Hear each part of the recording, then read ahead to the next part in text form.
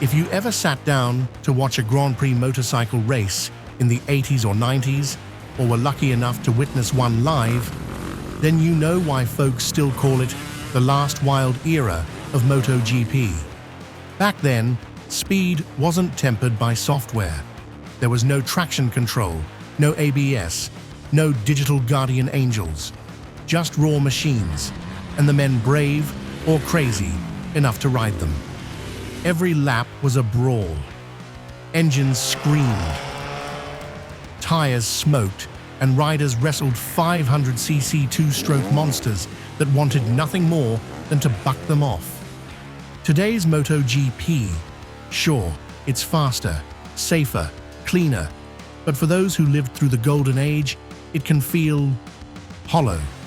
And in their memories, one machine stands above the rest, the Honda NSR500, a fire-breathing legend that didn't just race history, it rewrote it. Stick around, because we're about to dive deep into the story of a bike that changed everything. The MotoGP bikes we see on track today may be faster, they may be safer. They're technical masterpieces in every sense.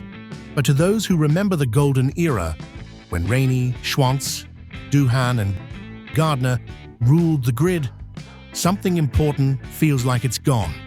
The soul. Racing today is surgical, clean, controlled. Every move calculated by a million lines of code. The throttle, managed by algorithms. The rear wheel, watched over by traction control. The bikes hardly wobble, rarely slide, and even more rarely surprise. It's a brilliant display of engineering. But racing? Not in the way it used to be. Passes are fewer. Risks are measured. Drama, at least the kind that gets your heart pounding, feels like a rare luxury. And yet, tucked away in the shadows of the main event, there's still a flicker of that old magic. Moto3, with its small displacement engines and minimal electronic interference, is about as close as you'll get to real racing these days. It's messy, unpredictable, and full of heart, just like it used to be.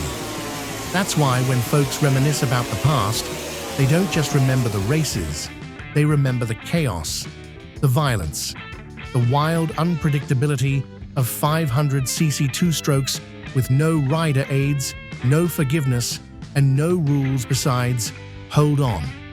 It was a different world back then, a world where every race was a test of nerve and muscle, where taming the bike was half the battle, where men didn't just ride machines, they fought them. And in that wild, untamed era, one machine came to define it all, the Honda NSR500. Back in the 1960s, Honda wasn't just competing, they were rewriting the rules. Their four-stroke machines were symphonies of precision engineering, screaming past rivals at RPMs no one thought possible. They won titles, they earned respect, and behind it all stood a man whose vision shaped it all, Soichiro Honda. But Soichiro had one unshakable belief: two-stroke engines were a disgrace. To him, they were crude, polluting, mechanically lazy. Real engineering, he believed, demanded cams, valves, and complexity. So while Yamaha and Suzuki embraced two-stroke simplicity, Honda doubled down on four-stroke brilliance. And in 1967, after clinching multiple championships, they shocked the racing world by walking away. They weren't beaten. They just didn't want to play in a world where two strokes ruled the grid. But by the late 1970s, the sport had changed. Grand Prix racing had become faster, leaner, and louder, driven by the very technology Honda had rejected. They were no longer just absent, they were irrelevant. And for a company built on pride, that wasn't acceptable. So in 1977, Honda launched a comeback. But they wouldn't betray their ideals. They built the NR500, a radical four-stroke with oval pistons designed to act like a V8. It was bold, It was beautiful, and it was a total failure. Too heavy, too complex, too slow. At its debut in 1979, both bikes retired without finishing a single lap. It was an embarrassment. The dream of winning on Honda's terms had collapsed in front of the world. Cornered, Honda made a choice. In 1981, they finally broke their vow. They built a two-stroke. The result was the NS500, a 500cc V3 that was simple, light, and brutally effective. It wasn't pretty, it wasn't polished, but it was fast, and it won. For Honda's engineers, it was a bitter pill, but for Honda Racing, it was the beginning of something bigger. That reluctant compromise, their first two-stroke racer, became the foundation for the most feared motorcycle in Grand Prix history. By 1984, Honda was done playing catch-up. The NS500 had done its job, restoring credibility and putting Honda back on the podium. But they didn't come back just to compete. They came to dominate. And for that, they needed something new, something brutal, something unlike anything else on the grid. Enter the NSR500. Honda's first true 500cc V4 two-stroke wasn't just a technical evolution, it was a revolution. While Yamaha and Suzuki ran V4s with twin crankshafts, Honda broke ranks and designed a compact 90-degree V4 with a single crankshaft. The result? Lighter, stronger, more centralized, and easier to maintain. At just about 255 pounds, the bike was a featherweight, and paired with a snarling 499 cubic centimeter two-stroke engine that cranked out 150 to 160 horsepower, the NSR 500 had an unreal power-to-weight ratio, especially in an era before traction control, wheelie mitigation, or launch assist. But bold design often comes at a price. The first versions were wild. Honda, chasing innovation, placed the fuel tank beneath the engine and ran 4 high-mounted exhausts above. It looked radical, but it caused massive problems. As fuel sloshed under the chassis, the center of gravity shifted mid-corner, causing understeer and unpredictable handling. Worse still, the extreme heat from the rear cylinders blasted straight into the rider's chest. At full throttle, it was like strapping your ribs to a barbecue. And then came the carbon Comstar wheels, light as a whisper, but unstable at high speeds. In fact, during the NSR 500's debut race, Freddie Spencer crashed out almost immediately due to sudden wheel deflection. The design was genius, but flawed. So in 1985, Honda went back to the drawing board. They ditched the experimental layout and rebuilt the NSR 500 from the ground up.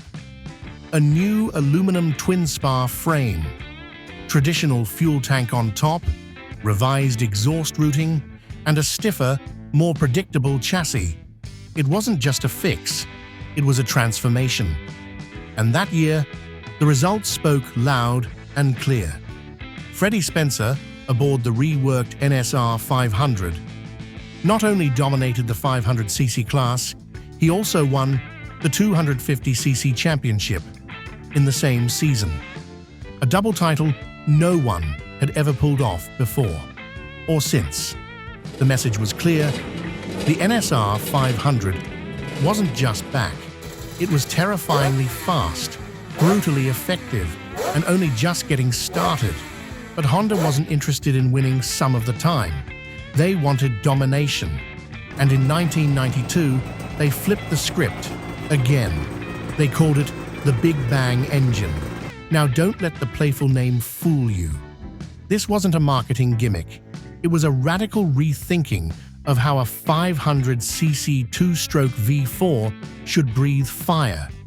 Instead of firing its cylinders evenly across the rev range like a traditional screamer, The new NSR500 fired multiple cylinders in rapid succession, creating a single, violent burst of torque, followed by a momentary lull.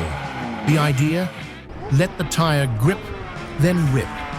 With torque concentrated in one tight explosion, the bike could dig into the asphalt, coming out of corners, rather than spinning the rear wheel into oblivion.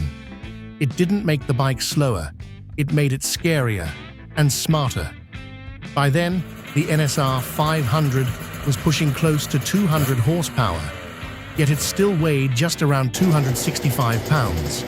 No traction control, no launch assist, no ABS, just raw fury and a throttle cable directly tied to your survival instincts. Top speed, over 190 miles per hour, especially at fast circuits like Mugello. To ride it was to wrestle a wild animal on amphetamines.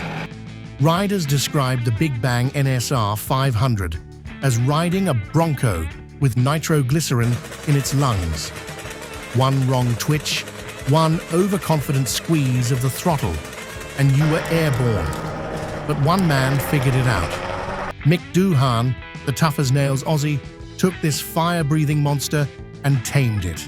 From 1994 to 1998, he turned the NSR500 into his personal weapon, racking up win after win through sheer skill, aggression, and fearlessness.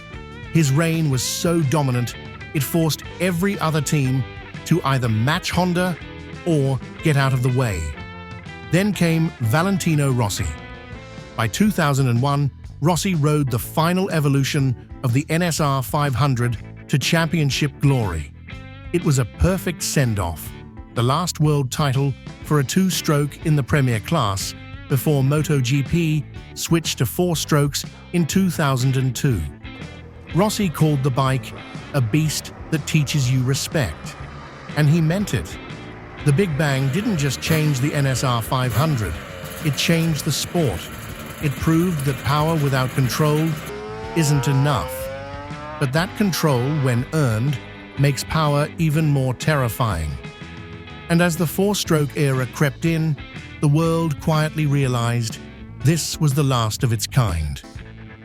Over the span of nearly 2 decades, this machine racked up 131 Grand Prix victories and 10 World Championships.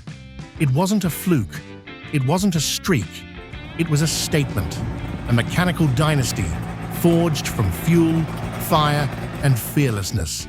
But here's the kicker, it barely changed. While rivals like MV Agusta constantly reinvented their designs, Honda stuck to their guns.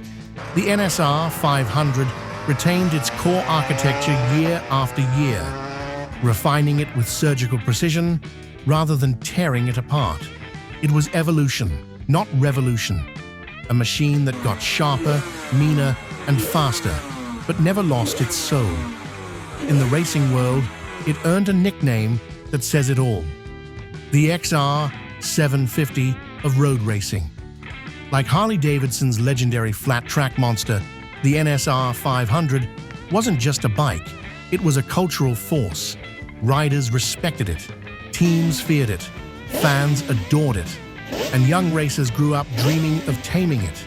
Because the NSR 500 didn't hand out wins, it demanded everything: nerve, finesse, endurance, and raw skill. It was a time when the difference between champion and casualty was measured in milliseconds and mindset. No electronics to save you, no data-driven strategy to bail you out, just a rider, a throttle, and the edge of control. Even today, long after its last race, the NSR 500 casts a long shadow. It's remembered not just for the titles, but for the way it made those titles happen. Fast, loud, unforgiving. It wasn't just the greatest 500cc two-stroke ever built. It was a test of character on wheels. The story of the NSR 500 feels even more powerful when viewed through the lens of today's MotoGP. Because Honda, they're no longer at the top. The brand that once ruled the grid with an iron fist has struggled to find its footing in the modern, data-driven world of racing. The machines are still fast, the engineers still brilliant, but the edge, the magic, the dominance, it's faded. In 2023, more than half the riders in the top 10 were on Ducatis. The rest? Also Italian, Aprilia, VR46. Once again, it's the passion-fueled factories from Europe that are leading the charge, pushing the boundaries, setting the pace. And in a move that sent shockwaves through the paddock, Marc Marquez, the man once hailed as Honda's next great hope, the rider many believed could channel the spirit of the NSR500, left. He walked away from the Repsol Orange and signed with Ducati. It wasn't just a transfer, it felt like the end of an era. Today's racing is a different battlefield. Sensors, telemetry, software strategies, they decide more than instinct ever could. Riders are still brave, still fast, but the fights feel cleaner. The chaos has been polished away. And so we ask, could a machine like the NSR500 even exist today? Could a snarling, fire-breathing 500cc two-stroke with no electronics, no forgiveness, no filter survive in a world built on precision and predictability? Maybe not, but maybe that's exactly why we remember it. The Honda NSR500 wasn't just a racing motorcycle, it was a symbol, a time capsule, a mechanical echo of an era where bravery beat telemetry and every race felt like a fight for survival. But times change.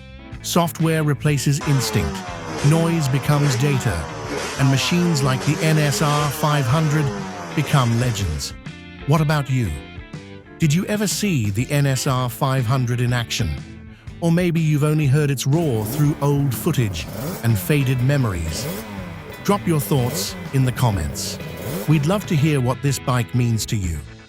If this story stirred something in you, hit that like button, subscribe, ring the bell, and stick with us as we chase down more forgotten machines and untold chapters from the golden age of speed. See you in the next one, where horsepower meets heart and history rides again.